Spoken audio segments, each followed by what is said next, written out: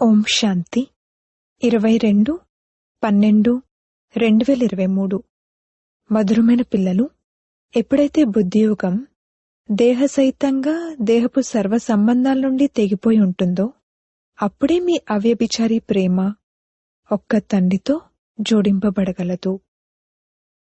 ప్రశ్న: పిల్లలైన మీ రేస్ ఏమిటి? ఆ రేస్లో ముందుకు వెళ్లేందుకు ఆధారమేమిటి? జవాబు: మీది పాస్ విత్ ఆనర్గా అయ్యే రేస్. ఈ రేస్కు ఆధారం బుద్ధియోగము. బుద్ధియోగం ఎంతగా తండ్రితో జోడింపబడి ఉంటుందో అంతగా పాపాలు అంతమవుతాయి మరియు స్థిరమైన అఖండమైన సుఖశాంతిమయమైన 21 జన్మల రాజ్యం ప్రాప్తిస్తుంది. దీని కొరకు తండ్రి సలహా ఇస్తున్నారు: పిల్లలు, నిద్రను జయించేవారిగా అవ్వండి. 1 గడియ అర్ధ గడియ అయినా స్మృతిలో ఉంటూ ఉంటూ అభ్యాసాన్ని పెంచుతూ వెళ్ళండి. స్మృతి యొక్క రికార్డునే ఉంచండి. పాట: వారు మా నుండి దూరం కాలేరు, వారి పట్ల మా హృదయంలో ఉన్న ప్రేమ దూరం కాదు. ఓం శాంతి. పిల్లలు పాటను విన్నారు. ఉల్ఫత్ అనగా ప్రేమకు మరో పదము. ఇప్పుడు పిల్లలైన మీ ప్రేమ అనంతమైన తండ్రి అయిన శివునితో జోడింపబడి ఉంది. బీకేలైన మీరు వారిని తాతగారు అంటారు. తమ బాప్ దాదా, తండ్రిగారు, తాతగారి యొక్క వృత్తి గురించి తెలియని మనుషులు ఎవ్వరూ ఉండరు. ఇంతెక్కువ మంది మేము బ్రహ్మ కుమార కుమారిలము అని చెప్పుకునేటువంటి సంస్థ ఇంకేదీ లేదు. మాతలైతే కుమారులు కారు, అయినా బ్రహ్మ కుమారులుగా ఎందుకు పిలువబడతారు? వీరు బ్రహ్మ ముఖ వంశావళి. ఇంతమంది బ్రహ్మ కుమార కుమారీలంతా ప్రజాపిత బ్రహ్మకు ముఖ వంశావళి, ఒక్క తండ్రికి కుమార్తెలు. బ్రహ్మ యొక్క కర్తవ్యం గురించి కూడా తెలుసుకోవాలి. బ్రహ్మ ఎవరి సంతానం? శివుని సంతానం. శివుని యొక్క 3 పిల్లలైన బ్రహ్మ, విష్ణు, శంకర్లు సూక్ష్మవతనవాసులు. ఇప్పుడు ప్రజాపిత బ్రహ్మ అయితే స్థూలవతనవాసి అయి ఉండాలి. ఇంతమంది మేము ప్రజాపిత బ్రహ్మ యొక్క ముఖ వంశావళి అని చెప్పుకుంటారు. కుక వంశావళి కాలేరు. వీరెవ్వరూ గర్భం ద్వారా జన్మించిన వారు కారు. అంతేకాక ఇంతమంది బ్రహ్మ కుమార కుమారులుగా ఎలా పిలువబడుతున్నారు అని మిమ్మల్ని ఎవరూ అడగరు కూడా. మాతలు కూడా బ్రహ్మ కుమారులు కావున తప్పకుండా బ్రహ్మకు పిల్లలు బ్రహ్మ ముఖ వంశావళి. వీరంతా ఈశ్వరుని సంతానం. ఈశ్వరుడెవరు? వారు పరంపిత పరమాత్మ రచయిత. వారు దేన్ని రచిస్తారు? స్వర్గాన్ని. కావున తప్పకుండా తమ మనవలు మనవరాళ్లకు స్వర్గ వారసత్వాన్ని ఇస్తారు. రాజయోగాన్ని నేర్పించడానికి వారికి శరీరం కావాలి. లేదంటే ఊరికే ఏమైనా ఈ హోదాలో ఉంటారా? శివ్ బాబా కూర్చుని బ్రహ్మ ముఖ వంశావళికి మళ్లీ రాజయోగాన్ని నేర్పిస్తారు. ఎందుకంటే మళ్లీ స్వర్గస్థాపన చేస్తారు. లేదంటే ఇంతమంది బ్రహ్మ కుమార కుమారీలు ఎక్కడి నుండి వస్తారు? ఇది ఆశ్చర్యం. కనీసం ఎవరూ ధైర్యం చేసి అడగరు కూడా. ఎన్ని సెంటర్లున్నాయి, మీరు ఎవరు, మీ పరిచయాన్ని ఇవ్వండి అని అడగాలి. మనం ప్రజాపిత బ్రహ్మకు కుమార కుమారీలము మరియు శివునికి మనవలు మనవరాళ్లము అన్నది స్పష్టంగా తెలుసు. మనం వారికి పిల్లలుగా అయ్యాము. వారిపై మనకు ప్రేమ ఉంది. శివ్ బాబా కూడా అంటారు, అందరి నుండి ప్రేమను మరియు బుద్ధియోగాన్ని తెంచి నా ఒక్కరితోనే జోడించండి. నేను మీకు బ్రహ్మ ద్వారా రాజయోగాన్ని నేర్పిస్తున్నాను కదా, మరియు బ్రహ్మ కుమార కుమారీలైన మీరు వింటున్నారు కదా. ఇది ఎంతటి సహజమైన స్పష్టమైన విషయం. కనీసం అడగనైనా అడగండి. ఇది గోశాల. శాస్త్రాలలో బ్రహ్మ యొక్క గోశాల కూడా మహిమ చేయబడింది. వాస్తవానికిది శివ్బాబా యొక్క గోశాల. శివ్బాబా ఈ నందీగణంలోకి వస్తారు కావున గోశాల అన్న పదమున్న కారణంగా శాస్త్రాలలో గోవులు మొదలైన వాటిని చూపించారు. శివ జయంతి జరుపుకుంటారు. కావున తప్పకుండా శివుడు వచ్చి ఉంటారు. తప్పకుండా ఎవరో ఒకరి తనువులోకి వచ్చి ఉంటారు. ఇది గాడ్ ఫాదర్ యొక్క స్కూల్ అని మీకు తెలుసు. శివ భగవాన్ వాచ జ్ఞానసాగరుడు, పతితపావనుడు వారే. శ్రీకృష్ణుడైతే స్వయం పావనమైన వారు. వారికి పతిత తనువులోకి రావాల్సిన అవసరమేముంది? దూరదేశంలో ఉండేవారు పరాయి దేశంలోకి వచ్చారు అన్న గాయనం కూడా ఉంది. శరీరం కూడా పరాయిదే. కావున తప్పకుండా శివబాబా వీరిని రచించి ఉంటారు. ఆ తర్వాతనే మనుష్య సృష్టి రచించబడుతుంది. కావున వీరు బాప్ దాదా అని నిరూపించబడింది. ప్రజాపిత బ్రహ్మ, ఆదిదేవ్, మహావీర్. ఎందుకంటే వారు మాయపై విజయాన్ని పొందారు. జగదాంబ కూడా మహిమ చేయబడ్డారు. శ్రీ లక్ష్మి కూడా మహిమ చేయబడ్డారు. జగదాంబ బ్రహ్మపుత్రికైన సరస్వతి అని ప్రపంచానికి తెలీదు. ఆమె కూడా బ్రహ్మకుమారియే. ఈమె కూడా బ్రహ్మకుమారియే. శివబాబా బ్రహ్మముఖం ద్వారా ఈమెను తమవారిగా చేసుకున్నారు. ఇప్పుడు వీరందరి బుద్ధియోగం, ప్రేమ వారితో జోడింపబడి ఉంది. ప్రేమను పరమాత్మతో జోడించండి అని అంటూ ఉంటారు కూడా. మిగిలిన వారందరితో సంబంధాన్ని తెంచి ఒక్కరితో జోడించండి. భగవంతుడు వారొక్కరే. కాని వారి గురించి తెలియదు. ఇంతకీ ఎలా తెలుసుకోగలరు? ఎప్పుడైతే తండ్రి వచ్చి తమ పరిచయాన్ని ఇస్తారో అప్పుడు నిశ్చయం ఏర్పడుతుంది. ఈ రోజుల్లోనైతే ఆత్మే పరమాత్మ అని నేర్పించారు. దానివలన సంబంధమే తెగిపోయింది. ఇప్పుడు పిల్లలైన మీరు వాస్తవానికి సత్యాతి సత్యమైన సత్యనారాయణ కథను వింటారు. వారు సుఖదేవుడు మరియు మీరు వ్యాసులు. గీతలో కూడా వ్యాసుని పేరు ఉంది కదా. అతను మానవుడు. కాని సత్యమైన వ్యాసులు మీరే. మీరు ఏ గీతనైతే తయారు చేస్తారో అది కూడా వినాశనమైపోతుంది. అసత్యమైన గీత మరియు సత్యమైన గీత ఇప్పుడే ఉన్నాయి. సత్యఖండంలో అసత్యమన్న మాటే ఉండదు. మీరు తాతగారి నుండి వారసత్వాన్ని తీసుకుంటున్నారు. ఇది ఈ బాబా యొక్క ఆస్తి కాదు. స్వర్గరచయిత శివబాబా, అంతేకాని బ్రహ్మ కాదు. బ్రహ్మ మనుష్య సృష్టికి రచయిత. బ్రహ్మ ముఖ కమలం నుండి బ్రాహ్మణ వర్ణం రచింపబడింది. మీరు శివునికి మనమలు, అనగా ఈశ్వర్య సాంప్రదాయం వారు. వారు మిమ్మల్ని తమవారిగా చేసుకున్నారు. గురువుకు మనవలు అని పిలువబడతారు కదా. ఇప్పుడు మీరు సద్గురువుకు మనవలు మరియు మనవరాళ్ళు. వారైతే కేవలం మనవలు మాత్రమే, అనగా అక్కడ పురుషులే ఉంటారు, మనవరాళ్లుండరు. సద్గురు అయితే ఒక్క శివబాబాయే. సద్గురు లేకపోతే అంతా ఘోర అంధకారమేనని అంటూ ఉంటారు. బ్రహ్మ కుమార కుమారీలు అన్న మీ పేరు చాలా అద్భుతమైనది. తండ్రి ఎంతగా అర్థం చేయిస్తారు. కాని చాలామంది పిల్లలు అర్థం చేసుకోరు.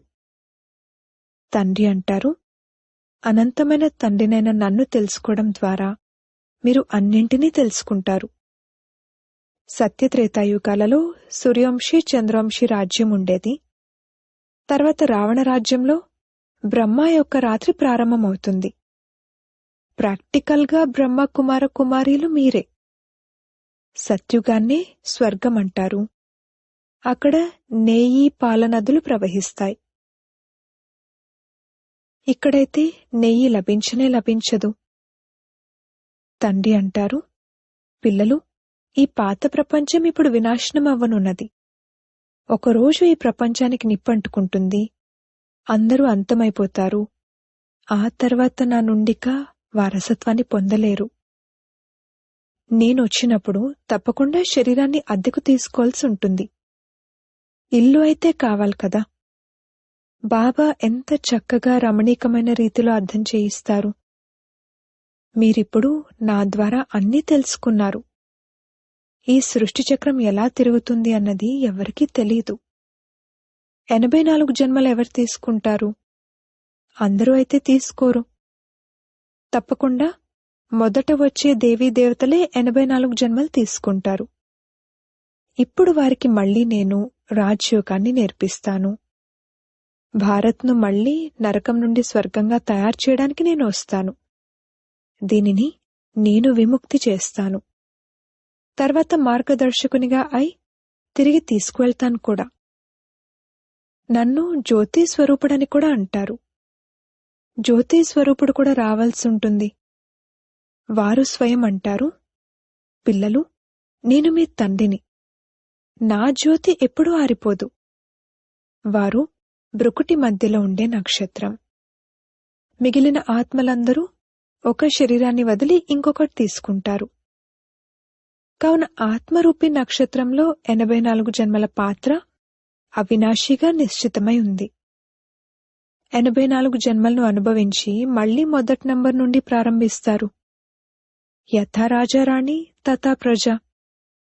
లేకపోతే ఆత్మలో ఇంతటి పాత్ర ఎక్కడి నుండి నిండిందో చెప్పండి.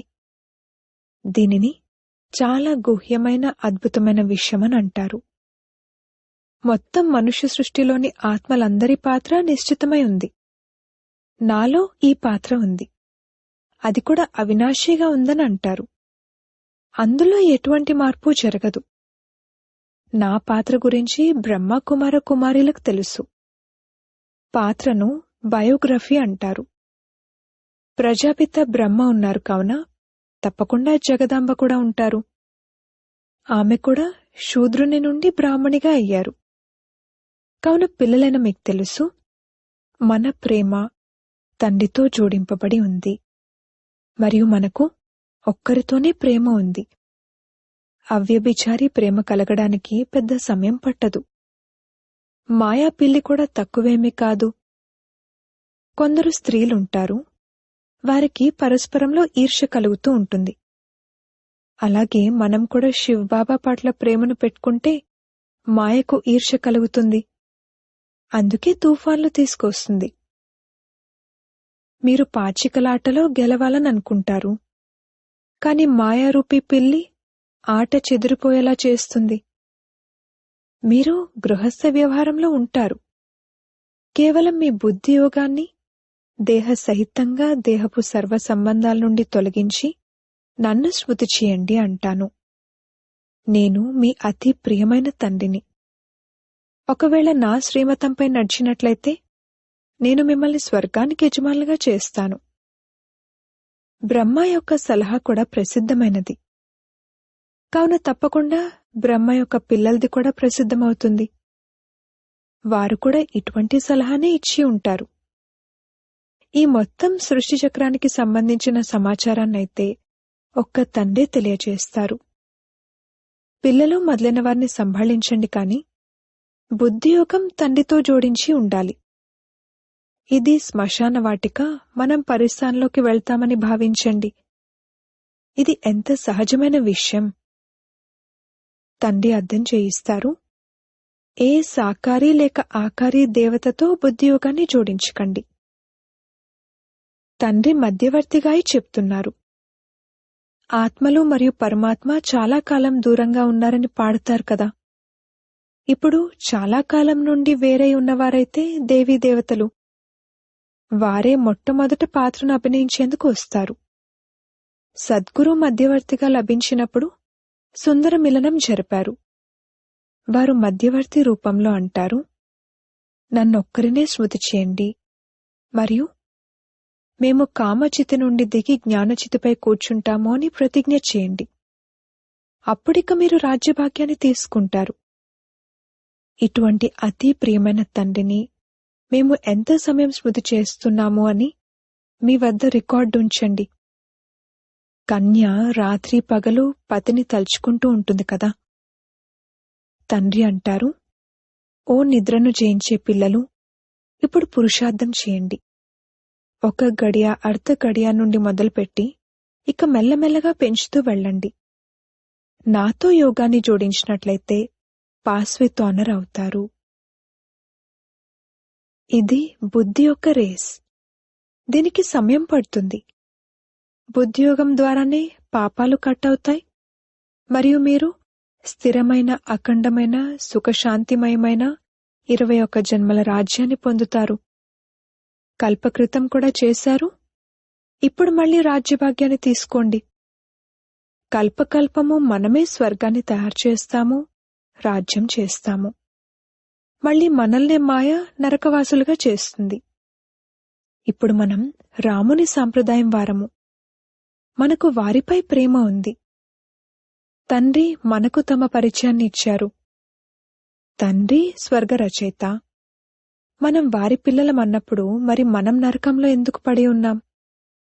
తప్పకుండా ఇంతకు ముందెప్పుడో స్వర్గంలో ఉండేవారము.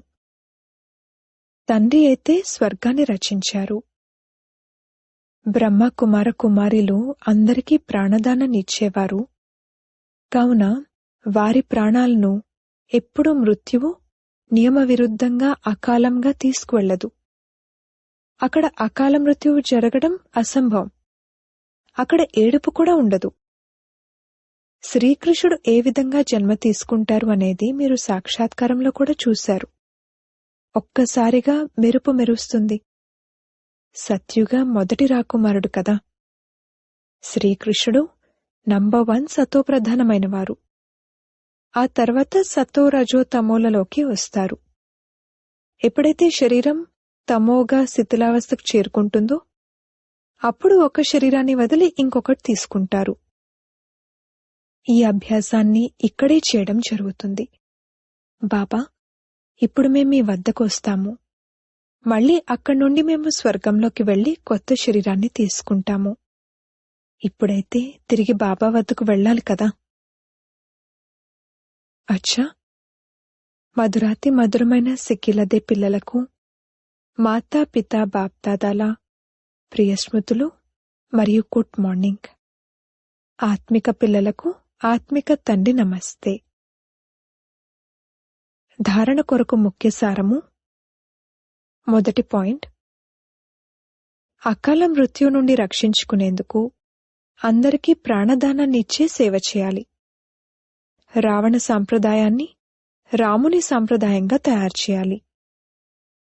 రెండవ పాయింట్, హృదయం యొక్క ప్రేమను ఒక్క తండ్రిపై ఉంచాలి. బుద్ధియోగాన్ని భ్రమింపజేయకూడదు. నిద్రను జయించి స్మృతిని పెంచుతూ వెళ్ళాలి. వరదానము. శ్రీమతమనుసారంగా జీ హజూర్ అంటూ హజూర్ను హాజరైనట్లు అనుభవం చేసే సర్వప్రాప్తి సంపన్న భవ.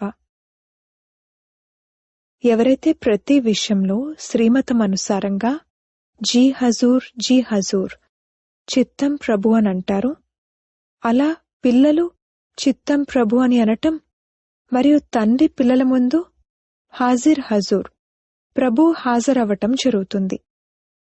ఎప్పుడైతే ప్రభు హాజరవుతారో అప్పుడు ఏ విషయంలోనూ లోటు ఉండదు. సదా సంపన్నులుగా అవుతారు. దాత మరియు భాగ్యవిదాత ఇరువురి ప్రాప్తుల భాగ్య సితార మస్తకంపై మెరవడం మొదలవుతుంది. స్లోగన్.